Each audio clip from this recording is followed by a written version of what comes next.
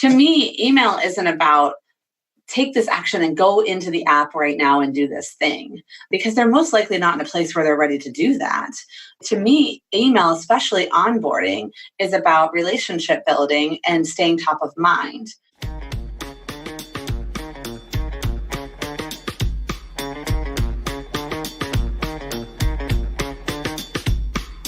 Hey everyone, welcome to Bright and Early, the podcast for people building early stage startups.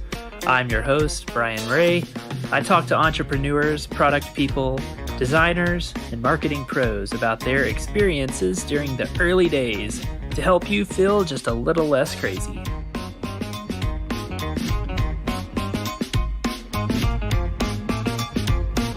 My guest today is Vals Geisler. Val is the good kind of email marketer. She helps companies write emails that people actually want to read and respond to. If email onboarding is an important part of your business, you don't want to miss this episode. Val, welcome to the show. Hey, thanks for having me, Brian. It's totally my pleasure. I've been really impressed with your work. I've been doing some research for getting ready for this episode, and I am so glad to have been introduced to you. I can't wait to hear everything you have to share today. Oh, awesome. I'm glad to hear that. Yeah. Well, so yeah, just for folks who may not know you, can you give us a real quick, here's what I've been up to over the last few years?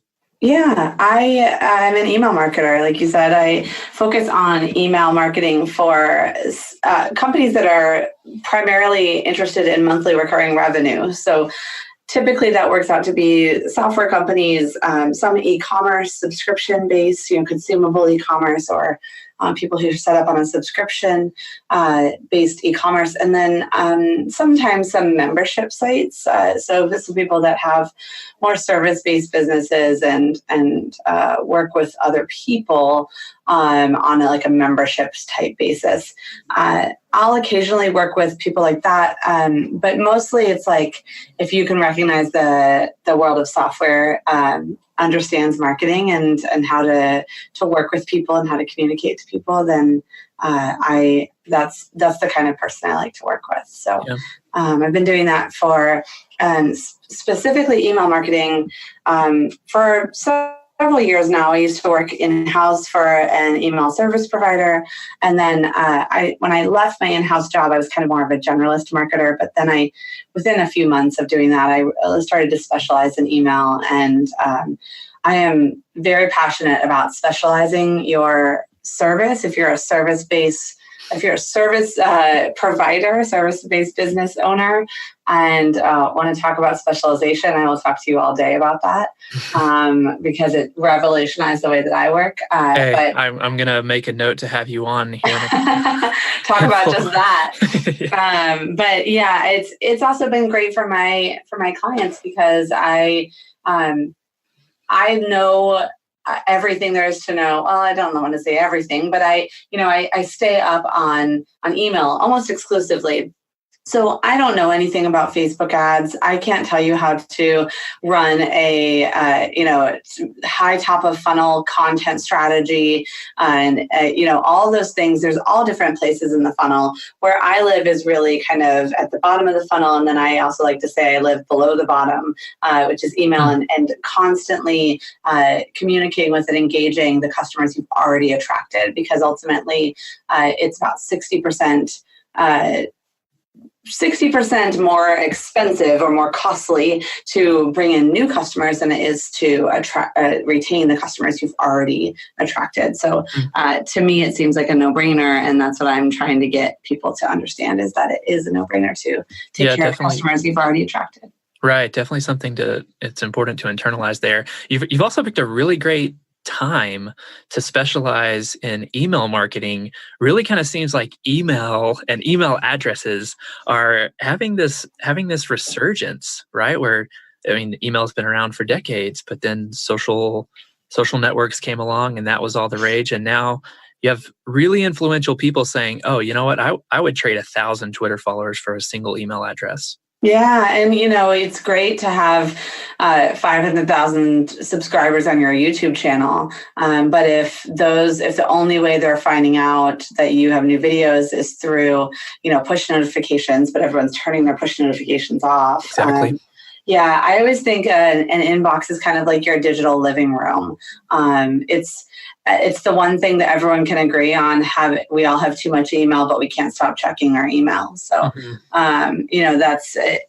It is becoming a little bit of a sacred space where people are less likely to give up their email address. But the beautiful thing about running a software business or an e-commerce business is that having your email address is par for the course. That's how you can tell your customers about the product that they paid for, and then you can do so much more than just talk about the product. I like the way you described the email address, or the inbox as like a digital living room. Provides a great segue to if people were to go to valgeisler.com/TDPS, or just actually valgeisler.com, and it's your main area that they can sign up for. You offer this dinner party strategy as a framework for how you should think about your email campaigns. And can you just talk a little bit about that? Yeah, for sure. The dinner party strategy is a way of using a metaphor to explain something that's maybe a little bit more complicated without it. And I love metaphors and analogies. So it's essentially, when you bring a new customer into your business, that person it's like they're coming to your house. And when someone comes to your house for dinner, most of us have either been to a dinner party or hosted one in some capacity. And you typically have the front porch light on and meet them at the door and take their coat and show them around. Here's where the bathroom is. Can I get you a drink? Those kinds of things. So there's a nice, a warm welcome and a way to help them feel at ease when they arrive. You're not greeting someone at the door with a plate of lasagna in your hand, asking them to take a bite immediately. So a dinner party is really built around those milestones, those stepping points, the welcome, the small talk, and the appetizers that go with the main course, and the dessert, and hopefully, if everyone enjoyed the evening, inviting them to come back, or picking another host for the next time. So all those things happen in a traditional dinner party, and the dinner party strategy ties those things into an email onboarding sequence. So you can very quickly spin up an onboarding sequence based on the examples that I give you in that download, and some of the ways to start thinking about each email in that sequence. So you can apply it. I know I've given this talk at various different places, and I get tweets right after saying like, "Hey, I'm actually implementing that this afternoon," or the next couple of days, that people have gotten onboarding in place because of the dinner party strategy. So if you have nothing, it's a great place to start. And if you have onboarding in place already, it's a good place to take a look and see like, where am I shoving lasagna in their face the second they walk in the door, that kind of thing. Yeah, I love the metaphor, and I'm one of those people. That has read through this, and am now going back and auditing my own onboarding flow. It's a perfect metaphor that you can completely relate to. We've all hosted or been to a dinner party, and you have that experience of if it was kind of awkward because there wasn't much of a welcome, or that sort of thing. So again, listeners, valgeisler.com/TDPS, the dinner party strategy. It's 36 pages. It is extensive. It's a great guide. Awesome. Can we talk a little bit about, because you have kind of the 6 parts that you talked about: welcome, appetizers, main course, side dish, dessert, invite back. Can we talk about the welcome and the appetizers in a little bit more detail? What are the components of those, practically speaking, on the SaaS business, in the SaaS business world? Yeah. Yeah. So on the welcome email, first I'll tell you that the big secret, which feels to me like not so much of a secret because I look at email all day, is that welcome to X company is the most overused welcome subject line. So if you do nothing else but change your subject line on your welcome email, it probably says, welcome to Facebook if you work at Facebook, Yeah. right? Or whatever your company is. It probably says that in your subject line. And if it does, I want you to change it immediately. Okay. To what? to anything more compelling. Okay. So that statement is it's a closed statement. It says everything it needs to say in one sentence. And so the subject line tells me as a reader, if I have a very busy day and I'm scanning my inbox, that subject line says everything I need to know. Welcome. Okay, got it. I'm welcomed. And here's this email that I can reference later if I want to. I'm sure it probably has my account info. Great. I have that saved in my LastPass automatically anyways. It feels like, why should I care about this email? And so that's what you need to think about is, why should I care? Why should I open this welcome email? I just put my information in your software and then I popped over here to my inbox and here's this welcome email. And it probably doesn't really contain anything very compelling. So change the subject line to something that is more compelling, that tells them what they're going to find on the inside of that email, and then deliver on that. So on the inside of the email, sure, if you need to deliver, username, password stuff, that's fine. Don't make that the core of the message. Then, if you need to have those, like, here's where you reset everything link, save this kind of email, great. And maybe even that's a whole separate email and the subject line on that is save this email. So pulling all of those more account specific things out potentially, or putting them in but not making them the focus. And the focus of the email is welcoming them, actually making them feel at home and at ease. Think about the dinner party. Again, it's not just not shoving a plate of lasagna in someone's face the second they walk in, but also not telling your life story about your, the way you renovated your kitchen, or do you love the paint in my living room? I just painted it last week. That kind of thing that's so off-putting if you walked into a dinner party and somebody first off wants you to compliment the paint color in their living room and they're standing there waiting for you to do so. You want to think about, how is it going to feel to them? When I walk into a home, I'm the first thing maybe I'm looking at the paint color, but I'm just trying to get my bearings and see who all's here. And is the person that opened the door the host of this party, or are they busy doing something else? And, oh gosh, I do have to go to the bathroom. So where is that? So thinking about it from a software standpoint of, they want to know who's behind this product, using these onboarding emails to actually build a relationship, have them come from a person at the company. An email from the CEO or founder goes a really long way in a welcome to say, hey, welcome to my home.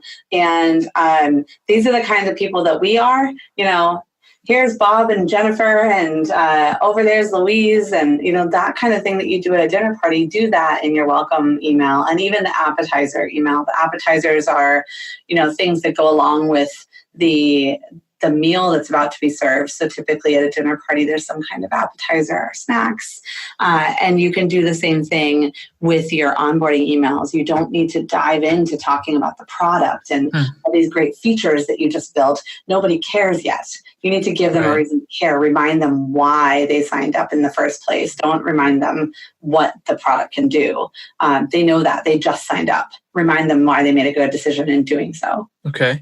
And is it fair enough in that sort of email to say something like, this is where most people get started and here's a little video? Or is even that too feature oriented? I think that's too feature oriented. Yeah. Okay. I think, doing a little video is great if it's like hey, here's a little bit about us. Like, here's a video of our team. If you do, I know a lot of companies do like team retreats or, events. If you want to do a video that shows them that. Even one of my favorites that's actually in that download is from Drift. And it's the CEO of Drift. And he's sitting in this like nondescript room, wearing a Drift baseball hat. There's nothing special about his setup. You don't have to have like a beautiful video production studio to make videos. And in fact, it's almost better if you don't, because it very much feels like this is Dave from Drift reaching out to me, and he made me this little video, and he's like, hey, what's up? I'm so glad you're here. Here's what matters to us. Here's why we think this, we've built this solution for you, and we'd love to get to know you better. My welcome email, and you join my email list, tells you 5 random things about me, and I ask you to do the same if you feel up to it. Tell me about you.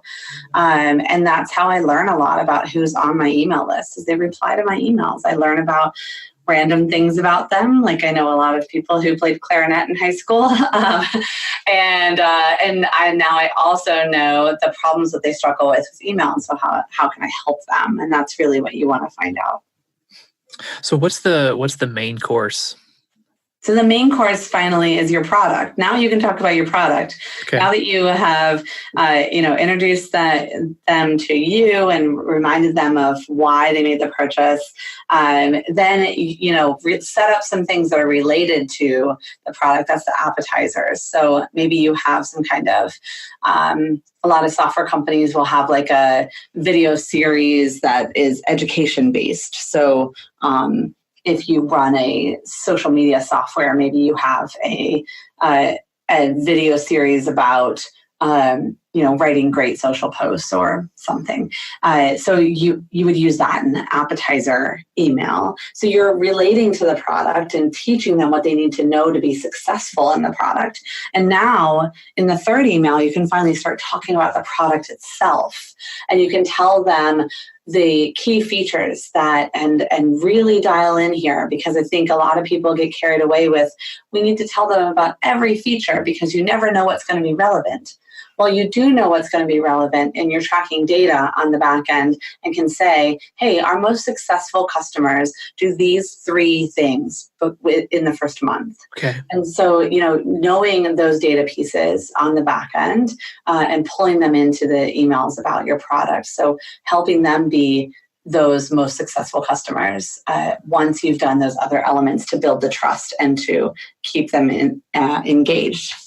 Okay, I love the metaphor. It's so personal. It forces you to think personally, and something that I think I experience it on the other side of these kinds of emails as well.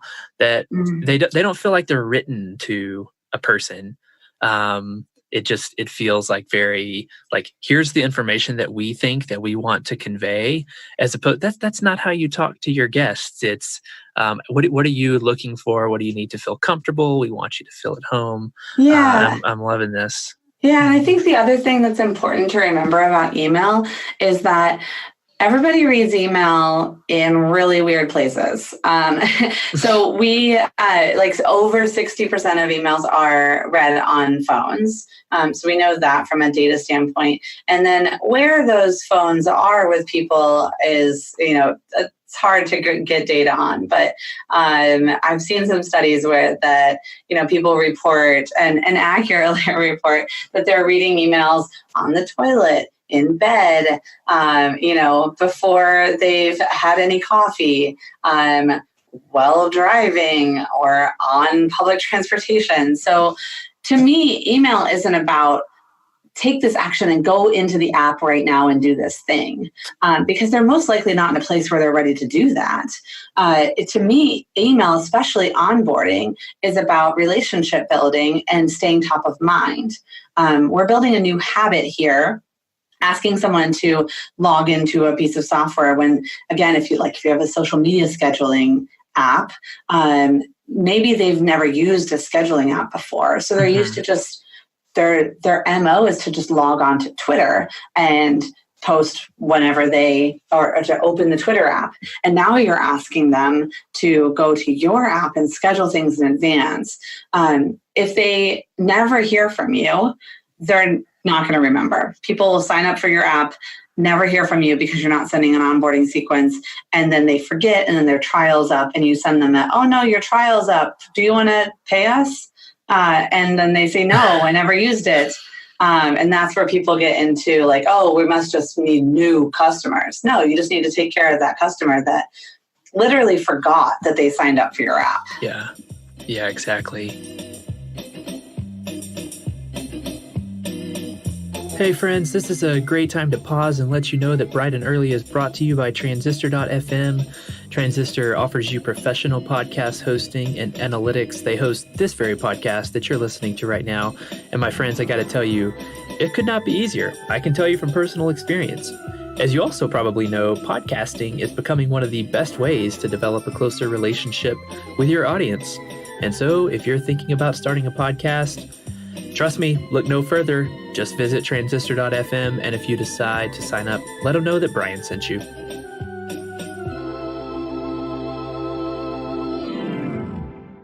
So then what are examples of side dishes and desserts that come along after the main course of finally getting in it, or not, I shouldn't say finally, but eventually digging into the product? What then follows that up? Yeah, it feels like finally to my clients, especially like when I write email sequences, they're always like, that long? We're going to wait that? And yes, you're going to wait that long. So it does feel a little bit like finally, but the side dishes and desserts come in the form of, more of that education. So just like we don't want to go radio silent and then say, hey, are you going to pay us? That is just obviously like a money grab. As consumers, we have become savvy and have realized, I have a lot of choice as a consumer, and I'm not interested in putting my money behind a company that just wants my money. If they don't care about me as a person, if they don't understand what I'm struggling with, I'm less likely to want to spend money with them than if I have a company that says, hey, I know we told you all about our product last week. Here's this thing, this free guide on, we wrote the most epic ebook about whatever topic, and so here it is for you. We're doing free webinars or open office hours, or some of those elements that I think it's all in a copy thing too. Like a lot of my clients are saying like, well, we do send emails about our onboarding. Like let's get you onboarded for onboarding sessions. Well, do your customers want to schedule an onboarding session, or do they just want to have like office hours where they can talk to somebody about the problem they're facing in their business? Because it's not that they want to get onboarded into your software. It's that they have a problem that they came to your software to try to solve. And that's what you want to understand is what is that problem they're trying to solve, and what resources can we give them that solve that problem? Of course, it all ties back into the software. One of the examples I give in the download is CoSchedule has this massive ebook, the guide that they give on social media campaigns and content campaigns, and they do a beautiful job of talking about using CoSchedule within their content. But the content is super relevant to you, no matter if you're using CoSchedule or not. So they're always referencing their product, but they're not saying like, here inside the product, you do this and this and this. It's just, here's how we can help you with this particular technique. Yeah, that's interesting. I'm hearing like even in the onboarding of your own product, you should still be using the good advice which leads up to it before they even sign up, which is just be a great educator. Teach everything that you know, offer a bunch of things that are relevant to the domain, help them be better in their domain. Is that, Yeah. am I hearing that right? 100%. Because if, again, if I have a invoicing software, how many of them are there out there? And if I'm the real problem that my customers are trying to solve is that they aren't getting paid on time, they forget to send their invoices, then can you teach them, project management techniques or time management techniques or client management, like how to have difficult conversations with your clients? That's the problem that they're trying to solve behind signing up for an invoicing software. It's not like, we have, this extra big button that your clients can click and pay their invoices, those things come secondary. The features come secondary to the benefits. So you want to continue talking about benefits after you've talked about features. I love that. And then bonuses, the bonuses is the dessert. And that's where, a dessert is a bonus to any dinner. And the bonuses for you could be maybe the free trials running out and you want to offer to extend it, or you let them know about an affiliate program that you have where they can actually earn 3 months of the software by referring it to other people. It depends on what you offer and how long your trial is, if you have one, those kinds of things. But bonuses that serve them. Dessert is a pretty self-serving kind of thing. So you want to make sure that your bonuses do the same thing. I knew within the first 5 minutes of talking to you that I was definitely not going to be able to cover everything that I wanted to in the amount of time. But one thing I really do want to ask, we started off this conversation talking about the subject line of your welcome email. Something that I struggle with so much is writing a good subject line where you do not want to be like clickbaity, insults your audience's intelligence, et cetera, et cetera. But you do want to write something that's compelling. So how do you, what advice can you give in striking that balance of writing something that is going to pique their interest, but doesn't fall into the well-trodden path at this point of, you won't believe what they said next? Yeah. So one, don't be clickbaity, right? So make sure that the content of the email connects to the subject line. Free puppies inside, and then there's no puppies is very disappointing. Yes. So make sure that your content always connects back. I actually, what was it? There's a t-shirt company called Headline Shirts, and they have great emails. And they sell a t-shirt that's like, Rocky and Bullwinkle, and it's Bullwinkle and he's riding a bike. Okay. And they had a subject line that said, "Here's a moose riding a bike." And I was like, what? And I clicked it open, right? And there they had a picture of their t-shirt of Bullwinkle riding a bike. You just want to make sure you deliver on the content. And I think that the other element of not being clickbaity, not, giving people a reason to be mad at you, is always being of service to them and providing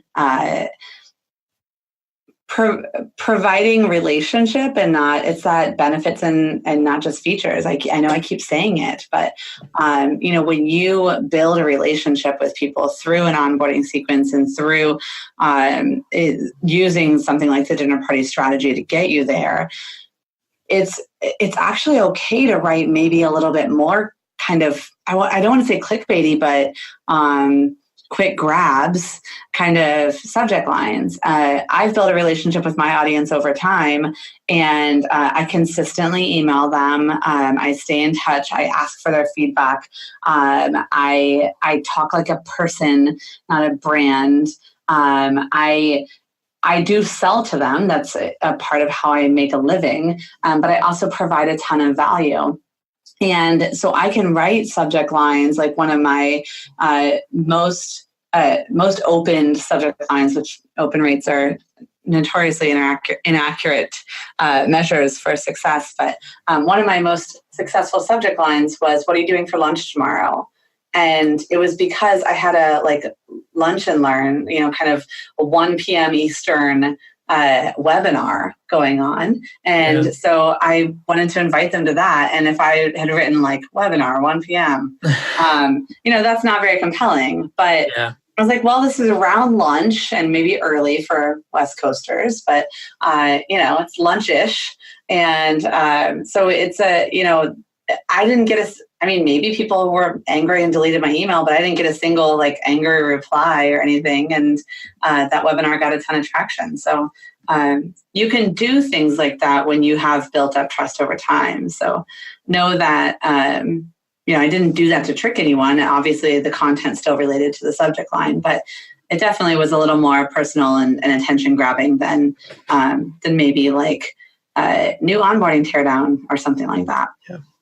Yeah, I like that. At this point, you could send me an email with any subject line, and chances are good I would interpret it as compelling and not clickbaity. So I'll test that. I should my next email should be like, "This is a subject line." Nice. If I had zero budget to invest in email marketing in the early stages of my business, of my company. Zero budget, how would you recommend I start spending my time? Download the dinner party strategy. It's free. It's the cost of an email address. And no, seriously, that does walk you through it. Like I said, people have told me in an afternoon they've put together an email campaign based on the dinner party strategy. So you can save yourself several thousands of dollars in hiring someone and just put it together that way. And I do think that onboarding is the best place to focus if you have zero budget and very little time to dedicate to your email marketing. A regular ongoing newsletter campaign is nice, but not incredibly necessary. Retention emails that go out to your existing customers, super cool and very relevant. But getting an onboarding sequence in place so that the people you're attracting to your brand feel welcome from the second they get there. It just makes so much sense. When you think about marketing as a funnel, and you have your top of funnel, your Facebook ads, and you're running different campaigns, and you trickle down to the bottom of the funnel where now they're getting onboarding emails. And, it's less people down in that bottom of the funnel.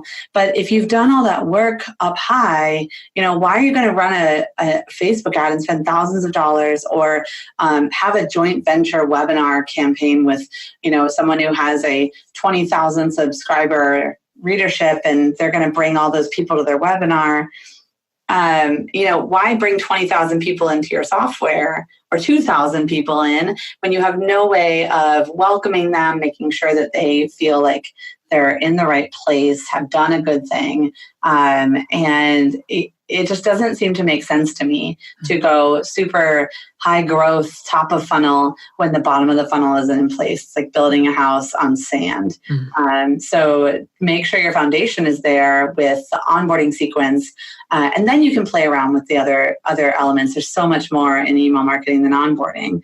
But if you can get onboarding strong and showing you a good return on your time investment, since you're not investing any dollars, then maybe that'll show you, well, hey, if I retained 10% more customers from an onboarding campaign that I wrote myself, well, now we have that extra revenue that we can invest in email marketing and go hire Val or anybody else that focuses on email, to really improve the ongoing retention and various campaigns that need that attention from a life cycle standpoint.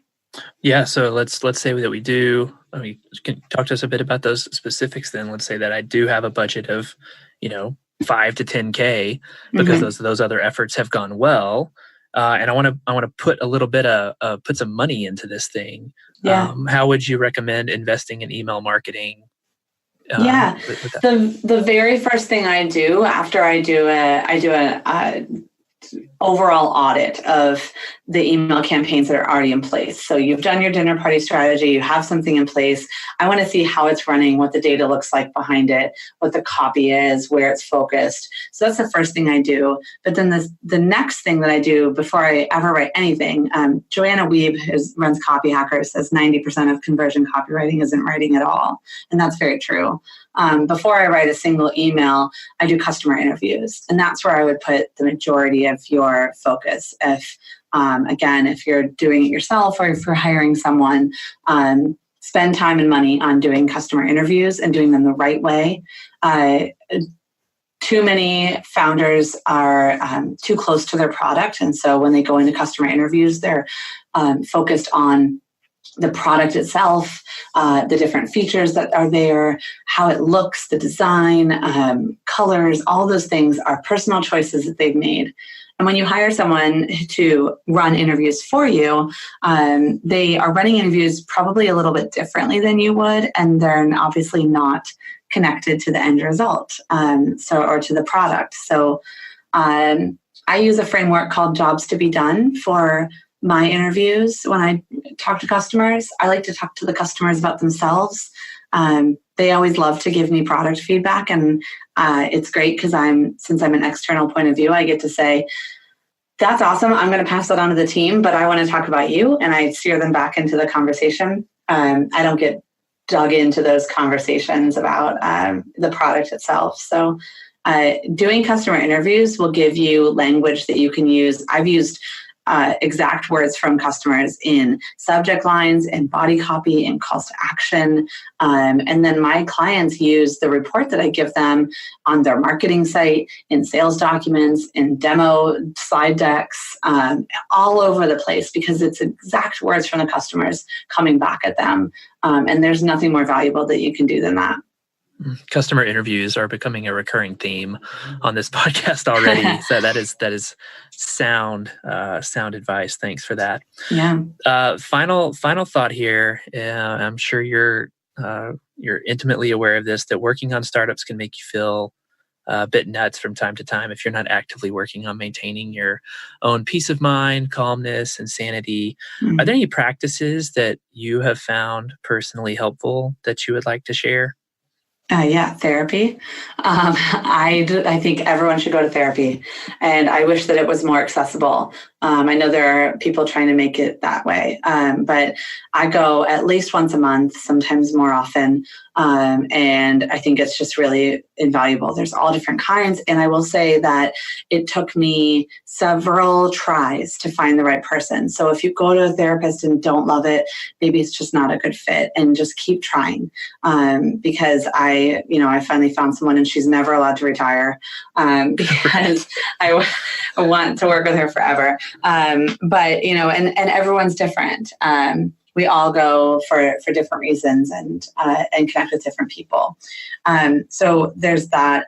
And then, getting away from the computer. I work out every morning, and I do not love waking up at 5 o'clock in the morning to go to a 5:30 class, but I do it because it sets my day up for success, mentally and physically. Just setting that alarm and doing it, even if it's a couple of days a week, and I pay way more than I want to a gym, where with group classes, so that there's accountability. If I don't go, I get charged for it. I set myself up so that I have to go, and that's really the only way I would do it. So figure out what your kind of trigger devices are to get you to places, and do it. For me, it's money. If I pay them money and tell them I'm going to be there, and I get charged more if I don't, I'm definitely showing up. So, but yeah, therapy and exercise, I think, are two crucial components. And the other thing is that I will say that especially the software world, is a world full of coffee and alcohol, and I think we could all do with a little less of both. So I'm not saying quit your regular coffee routine, or your, weekly beer with friends, but the startup culture is largely gathered around coffee meetings and happy hours. And I would just encourage you to just think about how that impacts your day to day. I know that cutting out coffee entirely, and I have had a handful of drinks in the last year. It's changed everything for me. So those are things that I'm pretty passionate about too. All very well said. Thank you for the honesty and vulnerability there. I can resonate with all of those things. My guest today has been Val Geisler. Val, thank you so much for everything that you've shared. Brian, thanks for having me. Thanks for asking me to be here. It's been a pure pleasure.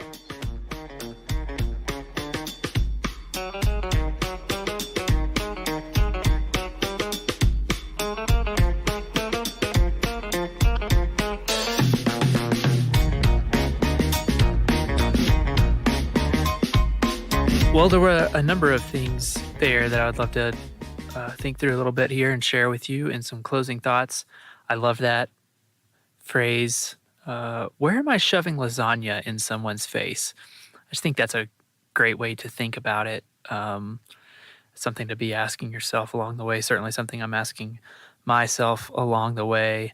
And I think I'll try to find a funny example of a tweet that I saw, but I mean, I think you just kind of know this. You'll know this example when I describe it, but like, the experience of when you land on somebody's blog or a marketing page and you've been there for 2 seconds and the little pop-up flies up in the bottom, like, hey, sign up for my newsletter. Or even I'm getting super fed up with all of the intercom integrations. I feel like the numbers just have to bear it out that it's effective or that it helps people.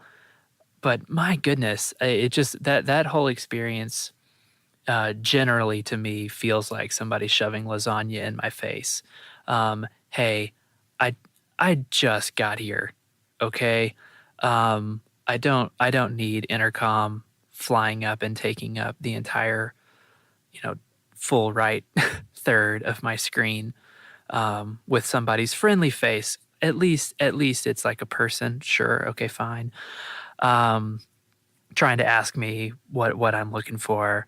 Or certainly if I land on an article, and I've been there for, I'm like a paragraph and a half in and it's, it slides up and asks me to subscribe. I don't love that. And, I think the metaphor of the analogy, I guess, of shoving lasagna in someone's face, resonates there and kind of, I think, demonstrates that. What else? What an interesting thing for Val to say. If your welcome email says welcome to insert company name, then you should change it. I think that's advice we should take, but just because it's not memorable. For sure. That's the message. Like, you get into it and yeah, what was even Val's advice is to get in there and say, hey, we're glad you're here. Welcome to our thing, and move on from there. But for sure, the subject line of welcome to fill in the blank just is not memorable, and should be a bit more engaging. So I felt like that was super immediate, actionable advice that we could all take right now. Open up your email service provider platform. What does your welcome email look like? Also because she said it's a closed statement. There's no reason to open the email. And that was interesting. I've heard people in storytelling talk about and the idea of opening a loop. And who was talking about this? I think it was Janelle Allen. Not on this pod, not on the interview that she and I did. I was listening to another one of hers, but I think it's like the soap opera method. If you know exactly what I'm trying to think of here, then shoot me a message on Twitter at BRHEA, and remind me what it is that I'm trying to think of. But it's basically like to keep somebody interested and engaged and wanting to know what comes next, then you need to open a loop, or you need to keep loops open. It's like having multiple plot lines in a book or in a TV show. where you're on a certain plot line, and the scene ends with an open loop, and you hop over to a different storyline, where a loop had been opened prior, and now you get the satisfaction of having that loop resolved. Probably another one opens up, and then you hop back to where you were before. And so that when she was saying, that was helpful to me in thinking about, oh, okay, subject lines need to be intriguing. You should deliver inside of the email. The content should close the loop to a degree, and that was her distinction between what is clickbait and what is not. But yeah, that gave me a lot to think about and a lot to apply. And more on the things to apply side, thinking about desserts after the main course, to keep the value flowing after the main course, after you have gotten somebody ideally, activated, and using your product, and they're a regular member now, to continue to educate and to teach first, about their domain, not about your product, not continuing to just push features. Hey, use this feature. You're not doing this, but just making them better at their job. It is a competitive advantage, to be able to help someone get more out of your service than just the features that you provide. And what better way to do that than by being a source of wisdom and expertise, not just facts and knowledge. That approach feels encouraging, and inspiring.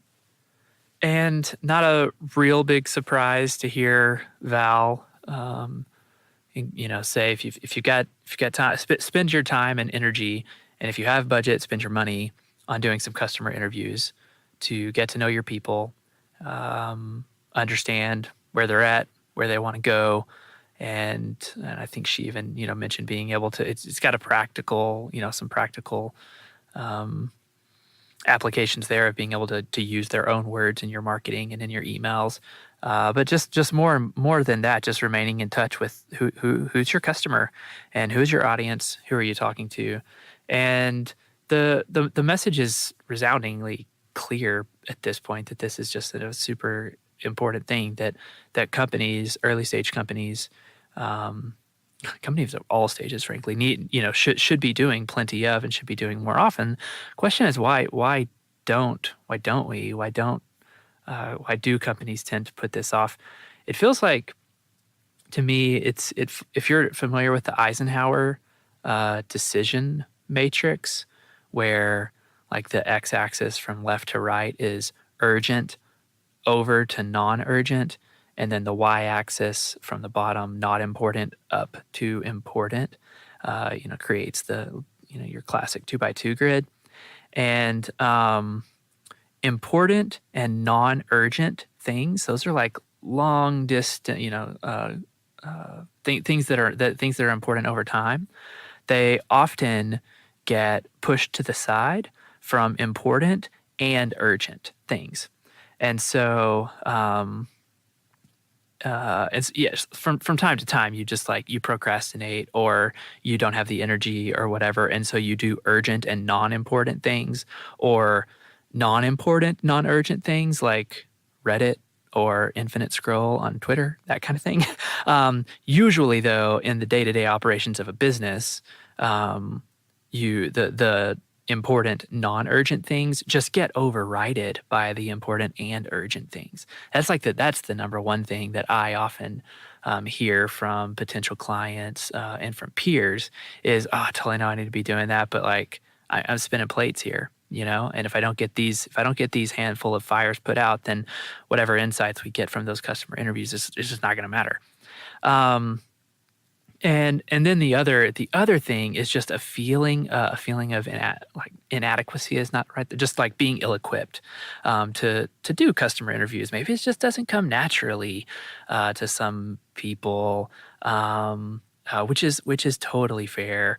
Or just feeling uneducated on the process. You can you can for sure get bad insights, bad data from customer interviews done wrong. You can lead the witness, so to speak, and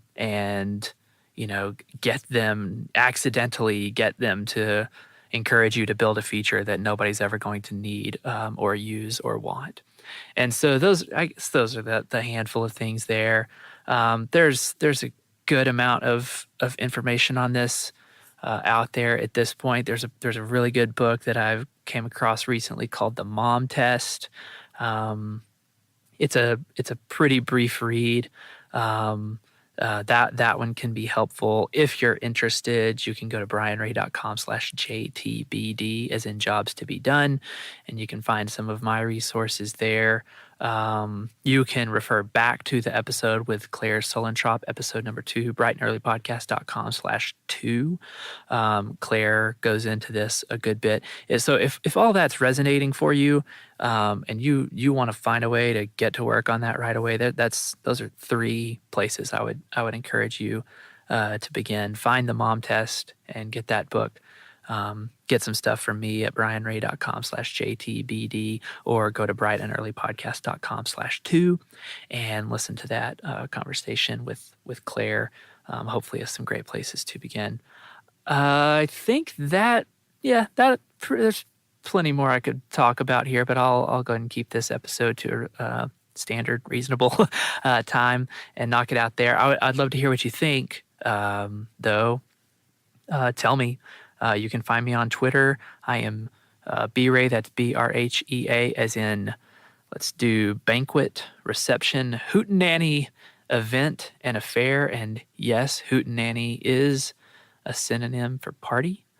Don't at me on that. Actually, yes, please do at me. That's the whole point, right? Okay. Thanks for listening.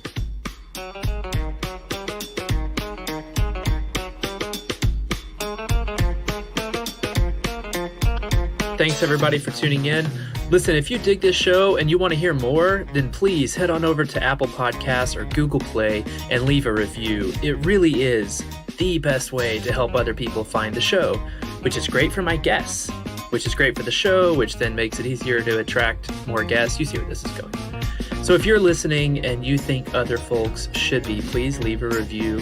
And if not for me, then do it for the extremely cool group of people who've agreed to be the first guests on my show, knowing that it's brand new with very little to offer them. Jane Portman, Claire Solentrop, Gia Lottie, Margaret Kelsey, Janelle Allen, Andrea Hill, and by the time you hear this, plenty more. These are all really busy people who already have an audience of their own and were so gracious to me when I said, hey, I'm launching a brand new podcast with no listeners, and here's what it's about. Are you game? And they said yes. So if not for me, do it for them. Leave a review, tell a friend, spread the word. And until next time, I'm Brian Ray.